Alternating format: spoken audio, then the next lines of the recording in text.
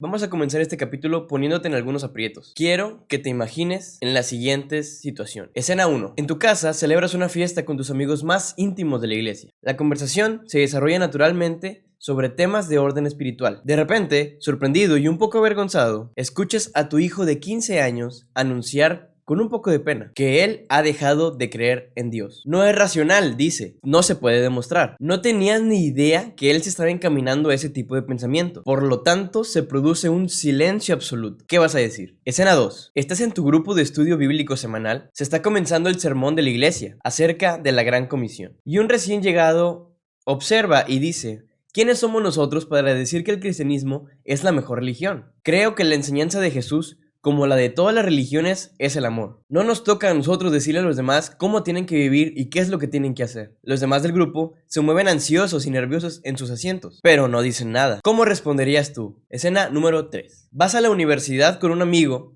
y ve que llevas una Biblia en tu mochila. Hace tiempo leí la Biblia, te dice. Hay relatos interesantes, pero está sobrevalorada. La escribieron hombres y ya sabes, todos los hombres cometen errores. Tú te esfuerzas por recordar lo que dijo tu pastor la semana pasada sobre la inspiración de la Biblia, pero en este caso no se te viene nada a la mente.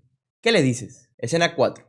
Estás en la sala del taller mecánico viendo la televisión. Estás esperando a que terminen los demás de la fila para que puedan revisar tu coche. En un programa de noticias, el presentador explica que algunos grupos religiosos están intentando influir en una importante legislación relacionada con los deberes morales. La persona que está a tu lado te dice: ¿es que esta gente no ha oído hablar de la separación entre la iglesia y el Estado? Estos cristianos siempre están intentando imponer sus puntos de vista sobre todos los demás. La moralidad no se puede legislar. ¿Por qué no nos dejan en paz? En esta situación hay más personas escuchando, pero tú no quieres montar una escena. Sientes que debes de decir algo.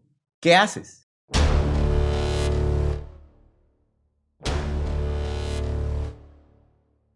La ventana de los 10 segundos. En cada uno de estos casos, tú tienes una oportunidad, pero hay ciertos obstáculos. En primer lugar, tienes que decir algo rápidamente, porque la oportunidad no durará por mucho tiempo. Solamente tienes un margen de 10 segundos antes de que la puerta se cierre. En segundo lugar, tienes un conflicto. Tú quieres decir algo, pero a la vez quieres ser sensible y mantener la paz. Quieres preservar amistades y no sonar extremista. ¿Qué pensarías si te dijera que hay una salida fácil ante cada uno de estos retos? Una forma de minimizar la tensión y de involucrar a la persona en cuestión a un diálogo productivo y amable. ¿Qué sucedería si tuvieras un plan sencillo para guiarte y avanzar al siguiente movimiento? ¿Te daría esto la confianza de dar el siguiente paso? Yo tengo ese plan. Se trata de un plan que me ayuda a usar a mi favor esta crucial ventana de los 10 segundos. Es una especie de guía para dirigir mis próximos pasos. Cuando considero cualquiera de las escenas que te acabo de describir, me vienen a la mente, al momento, una serie de preguntas. Más adelante te contaré el trasfondo de estas preguntas. De momento, piensa en cómo estas preguntas comienzan a abordar el contenido de los comentarios de la otra persona, mientras que al mismo tiempo la enlazan a una conversación interactiva e intencionada. Primer desafío.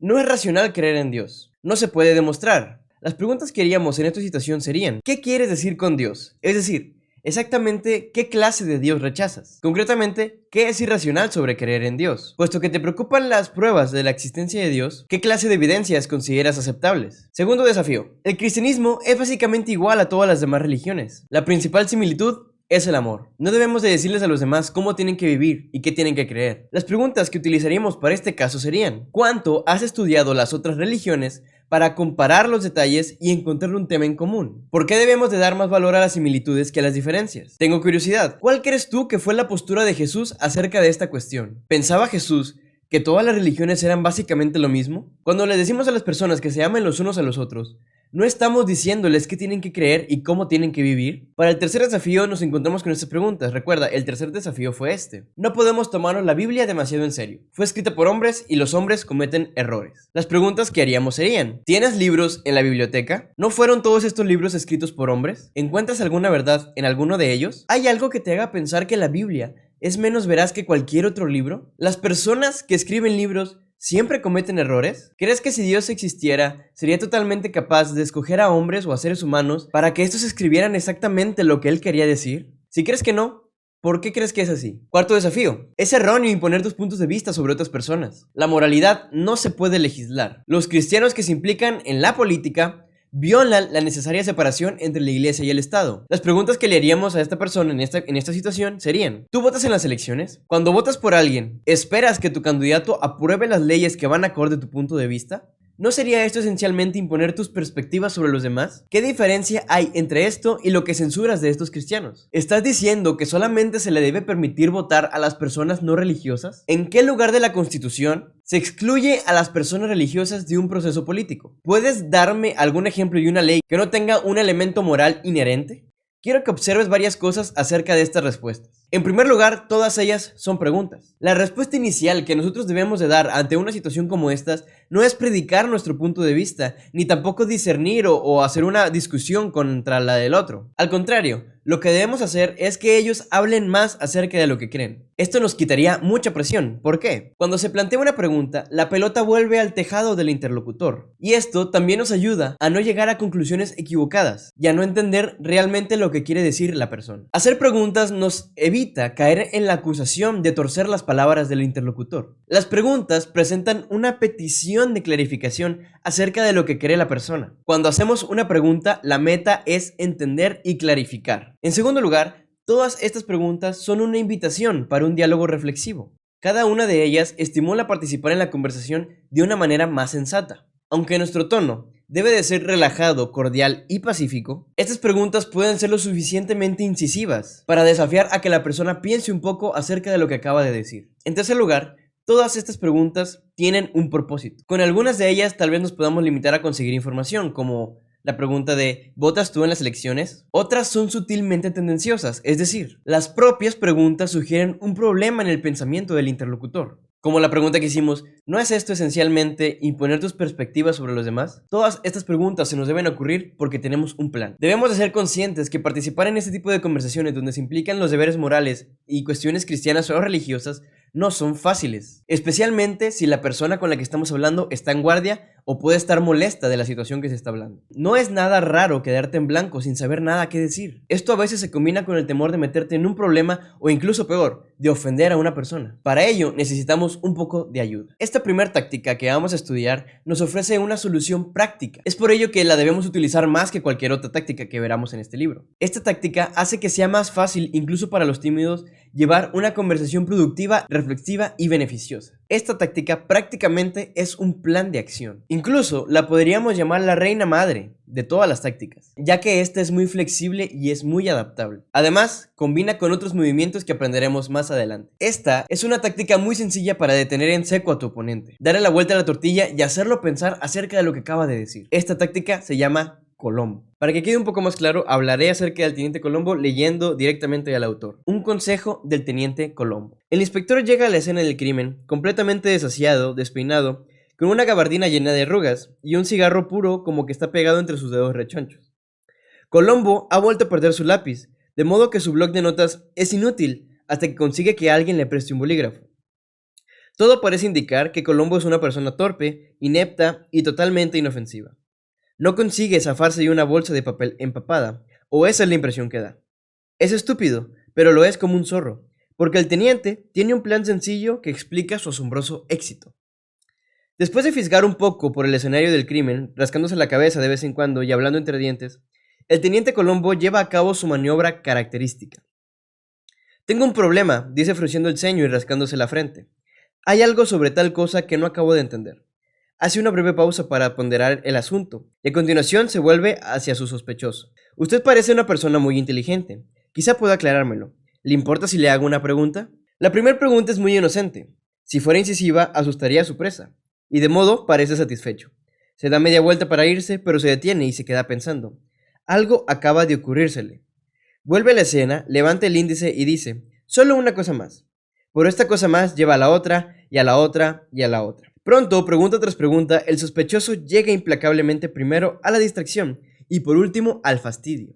«Lo siento», dice Colombo a su atribulado sospechoso. «Sé que me estoy haciendo pesado con todas estas preguntas, pero se encoge en los hombros. No puedo evitarlo, es un hábito». Un hábito que nos conviene desarrollar. La clave de la táctica Colombo es pasar a la ofensiva de manera inofensiva, utilizando preguntas cuidadosamente seleccionadas para adelantar la conversación de forma productiva. Dicho de otra manera, nunca hagas afirmaciones, al menos no al principio. cuando una pregunta puede sugerir el mismo resultado. Ventajas de preguntar. Hay muchas formas divertidas de hacer esto, y con un poco de práctica puede convertirse en algo natural. Hugh Hewitt, un presentador de radio de alcance nacional, es un maestro de esta técnica. Él nos aconseja que al menos debemos hacer media docena de preguntas en cada conversación. Es un hábito que ofrece inmensas ventajas. Para empezar, las preguntas sinceras son amigables y halagadoras. Invita a una interacción genial sobre algo que a la otra persona le importa mucho, sus ideas. Cuando haces una pregunta, estás mostrando interés a la persona con la que te diriges. A la mayoría de las personas no se les pregunta sobre muchos temas, no suele pedírseles sus opiniones. Hacerlo significa ser recordado con afecto, como una persona interesante y amable, afirma Hugh Hewitt. A veces, las pequeñas cosas son las que más impactan. Utilizar sencillas preguntas guía es una forma fácil y natural de introducir temas espirituales en la conversación sin ser abrupto, rudo o agresivo. Las preguntas son interesantes e interactivas, aportan información, pero son amigables. Y lo más importante, con las preguntas tú eres el que dirige la conversación, mientras que la otra persona hace todo el trabajo. En segundo lugar, esta dinámica te dará una formación. Cuando termines cada conversación, sabrás más que al principio. A veces, esta información será precisamente lo que necesitas para cambiar la situación. El autor cuenta una anécdota acerca de una joven que le preguntó qué tipo de libro leer para tener una conversación con su amigo budista. Él le dijo que no necesitaba ningún libro, necesitaba preguntarle directamente a su amigo. Siéntate a tomar café con él y que él mismo te cuente las cosas. Esto fue lo que le aconsejó a la joven. Es mucho más fácil y de este modo conocería las convicciones de su amigo en detalle, en lugar de leer una versión académica. Y al mismo tiempo estaría desarrollando una relación personal.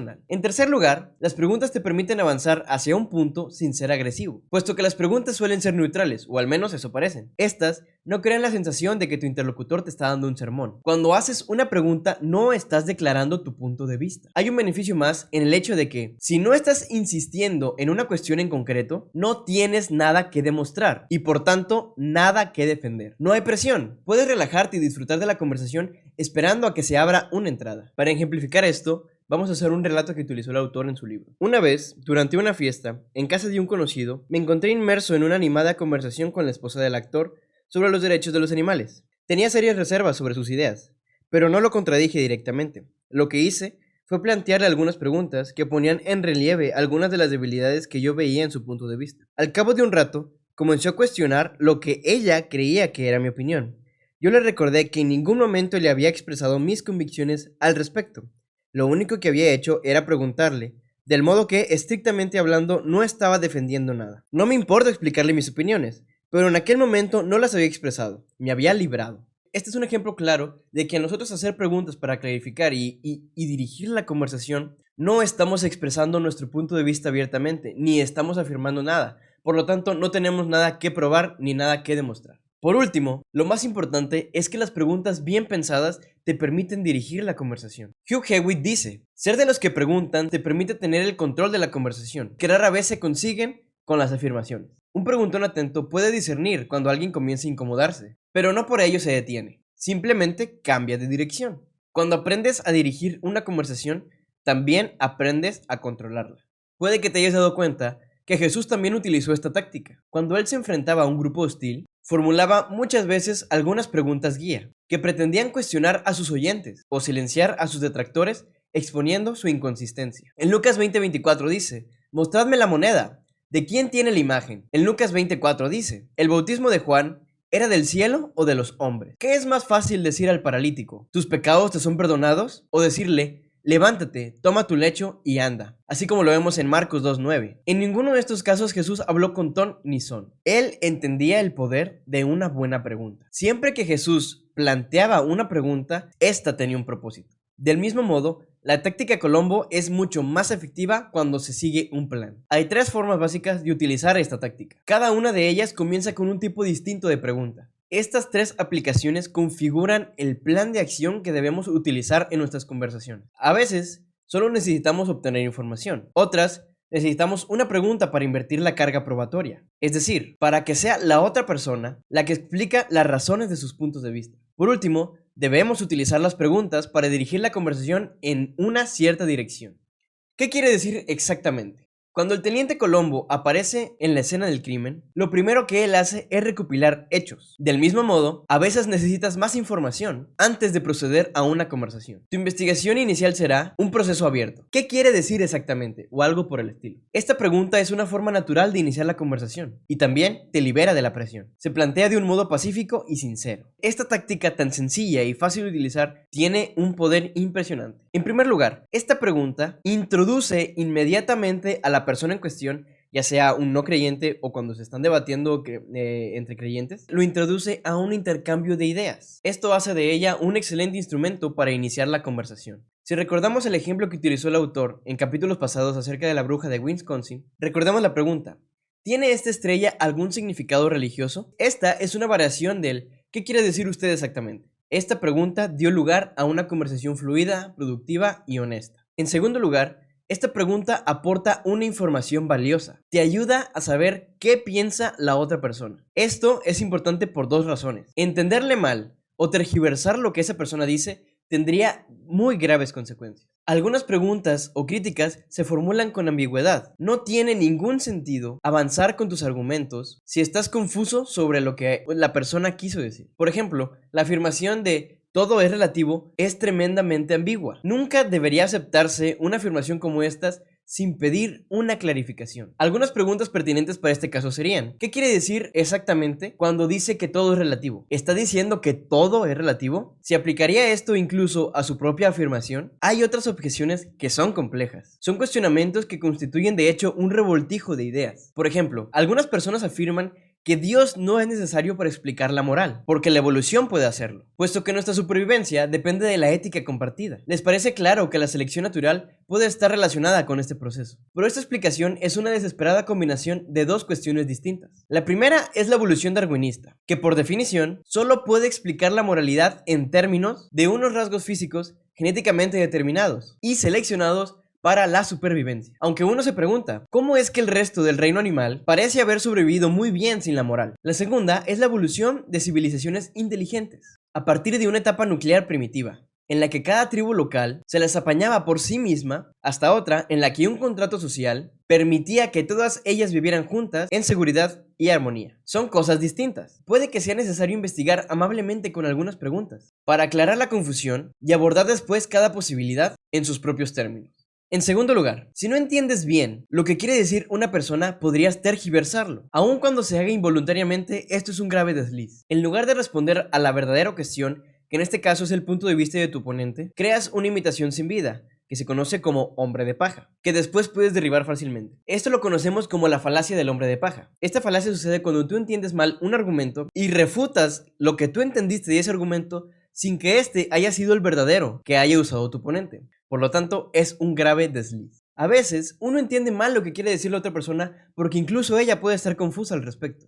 Muchas veces se oponen a cierta postura, en este caso puede ser al cristianismo, por razones que no se han detenido a meditar. La objeción surge porque nadie ha cuestionado la falta de claridad que generó en un principio su idea confusa. No te sorprendas si cuando preguntas ¿qué quiere decir usted exactamente?, te encuentras con una mirada de perplejidad. Muchas veces las personas no saben lo que quieren decir. Muchas veces se limitan a solamente repetir consignas o a repetir lo que otra persona haya dicho. Cuando se les pide que desarrollen un poco más su preocupación o su punto de vista, se quedan como mudos. Se ven forzados a pensar, tal vez por primera vez, sobre lo que quieren decir exactamente. Ten paciencia. Hacer preguntas es la forma más sencilla de aclarar una confusión. También te da tiempo de valorar la situación y aclarar tus pensamientos. Irónicamente, a veces solo es necesaria un poco más de claridad para responder bien a una objeción. Si alguien llega a decir, la reencarnación fue esencialmente parte de la enseñanza cristiana, pero fue sacada del texto bíblico en el siglo IV. Siempre hay que pedirles que nos expliquen. Lo que podemos aplicar aquí es hacer que nos expliquen cómo es que esta situación se llevó a cabo. Esta puede ser una variación de nuestra táctica Colombo. El diablo, como se dice, está en los detalles del engaño. ¿Cómo pueden eliminarse determinadas líneas de texto de decenas de miles de documentos manuscritos que habían estado circulando por la región mediterránea durante más de 300 años? Esto sería como eliminar secretamente un párrafo de todos los ejemplares de la edición de ayer de un periódico.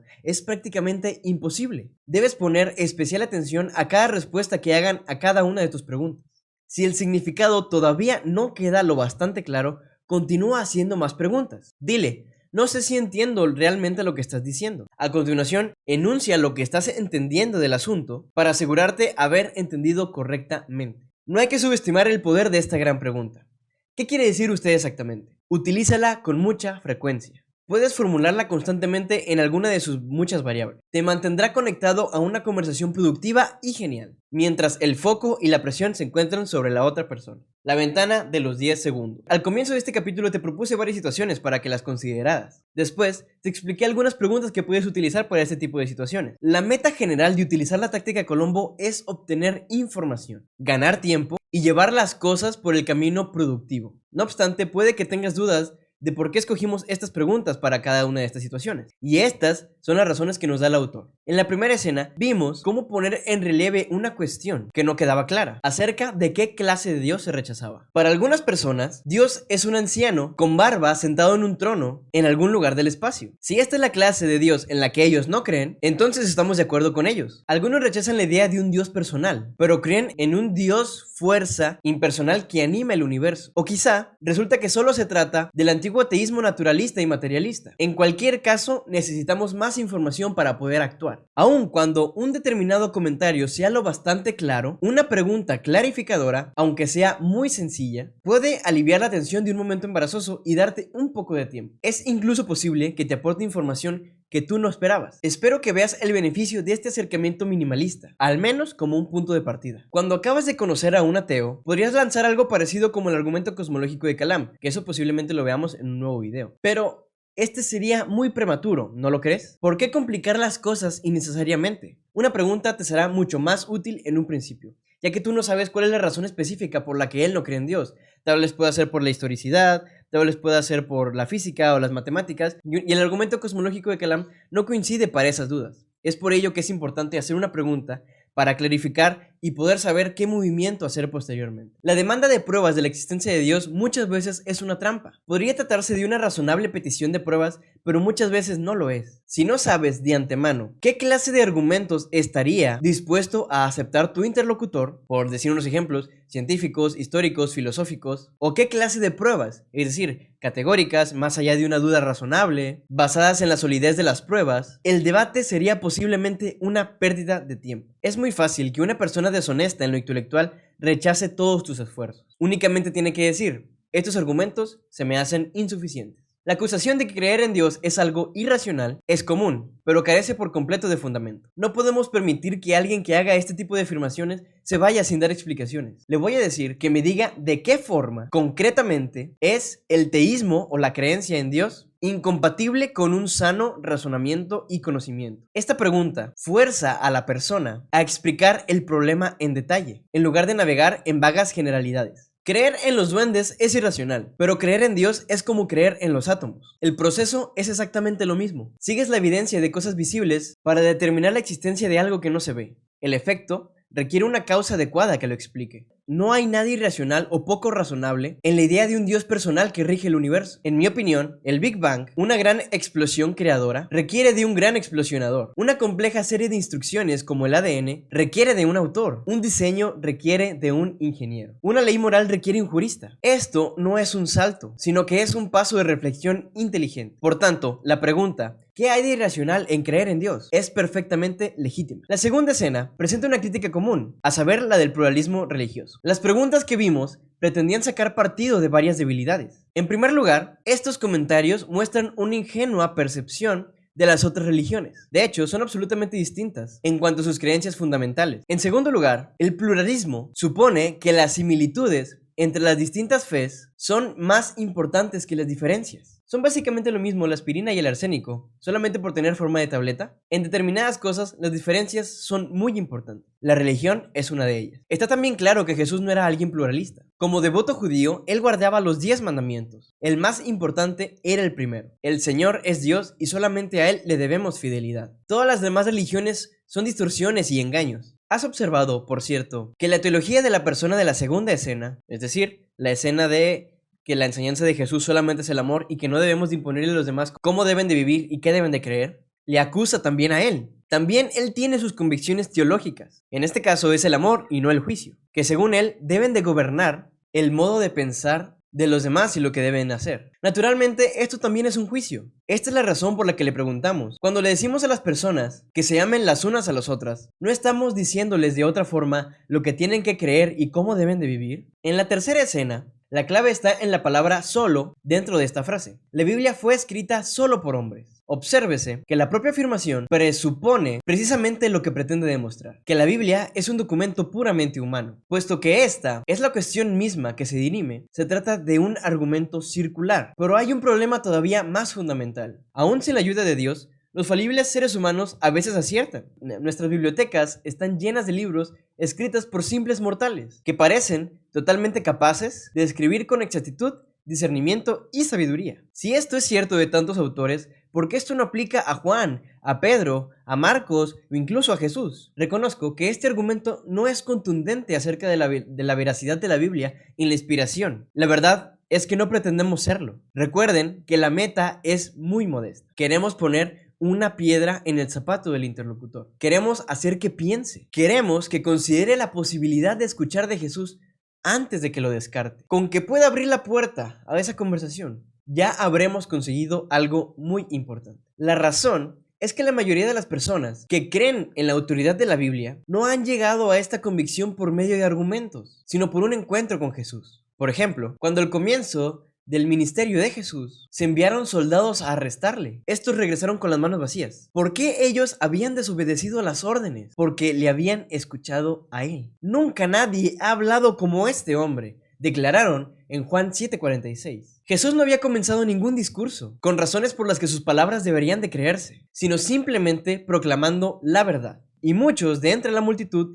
se sintieron inmediatamente identificados con lo que él decía. Sospecho que yo llegué a creer en la veracidad de la palabra de Dios de la misma manera que tú. Tuve un encuentro personal con la verdad, y esta produjo un impacto en mí. Si quieres que un escéptico o un ateo crea en la veracidad de la Biblia, no te presiones en un desesperado debate sobre la inspiración con ellos. Invítalos más bien a escuchar, a adoptar personalmente las palabras de Jesús, y después deja que el Espíritu Santo haga su trabajo. Por ello, cuando alguien dice que la Biblia fue escrita solo por hombres, las preguntas deben ser para animar a la otra persona a que considere a Jesús como cualquier otro maestro. Necesitamos que cada persona escuche las palabras de Jesús y luego saque sus conclusiones. Es fácil ver el problema de la primera crítica de la cuarta escena. No está bien imponer tus puntos de vista sobre los demás. No tiene sentido que quienes sienten reparos por forzar puntos de vista participen en procesos legislativos que hacen que precisamente esto suceda. De ahí viene la pregunta: ¿usted vota en las elecciones? En cuanto a legislar la moralidad, es sabido que Aristóteles observó que toda ley descansa sobre un necesario fundamento moral. Si el ejercicio del gobierno no es para servir un bien común, sus acciones son entonces ilícitas. Dicho de otro modo, la moralidad es lo único que puede legislarse. A veces, esta primera pregunta se dirige a una determinada afirmación o un debate. Otras veces, la pregunta puede ser más abierta. A medida que el diálogo avanza, dirige amablemente la conversación con otras preguntas hacia temas más productivos, desde un punto de vista espiritual.